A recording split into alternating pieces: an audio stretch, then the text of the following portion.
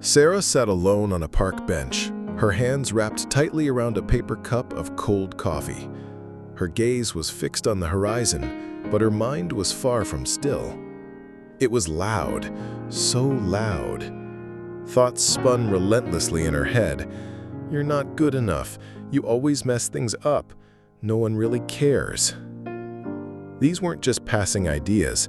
They had become her constant companions, whispering cruel words each time she tried to move forward. No matter how many affirmations she repeated or how many self-help videos she watched, the darkness always crept back in. It felt like she was drowning in a sea of her own thoughts while the rest of the world was out there, laughing, living, breathing freely. Couples strolled hand in hand. Children played and screamed with joy. Joggers passed her by with light in their eyes. And there she was, still, small, heavy with invisible pain. Just as she was about to get up and leave, an old man slowly sat down beside her. He had kind eyes, a cane that looked older than her, and a wool hat that nearly swallowed his head.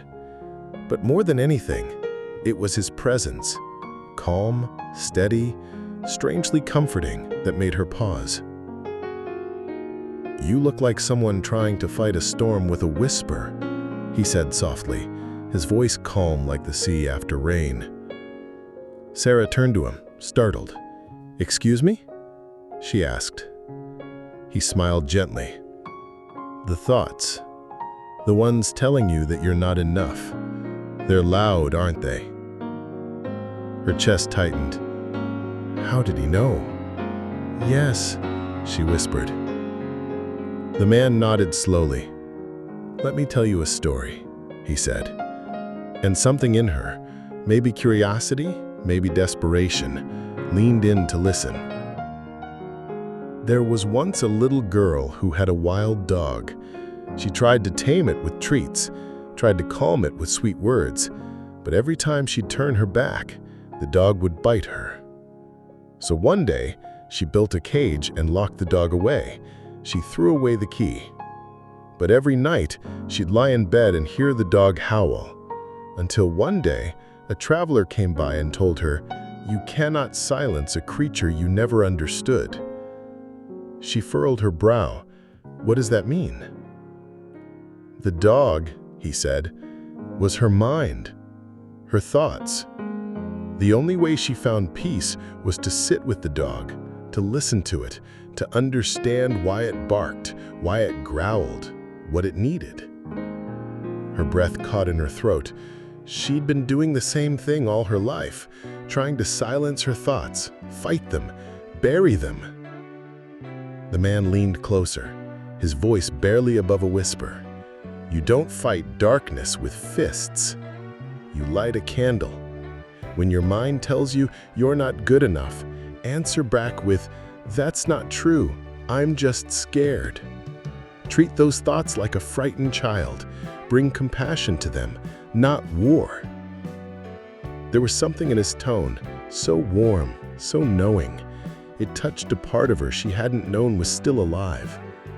"But what if they never stop?" she asked. He smiled. "They might not, but you'll stop believing them, and that changes everything." She looked down at her coffee, cold and forgotten, but something in her had shifted. She felt lighter, not fixed, not healed, but seen.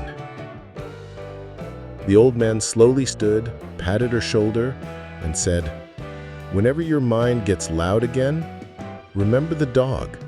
Don't cage it, don't feed it, just sit with it, understand it, then gently walk away."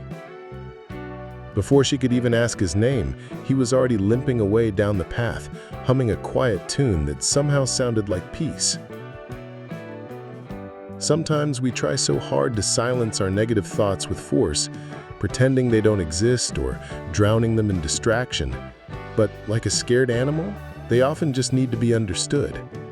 Healing doesn't come from fighting ourselves. It comes from listening, from loving the parts of us we were taught to ignore.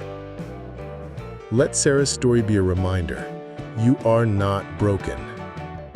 You're learning, you're healing, you're growing, one kind thought at a time. And if this story touched you, don't stop here. Watch the next one. Keep learning, keep feeling, and keep walking toward the light. There are more stories waiting to help you evolve, to comfort your heart, and to remind you, you are never alone.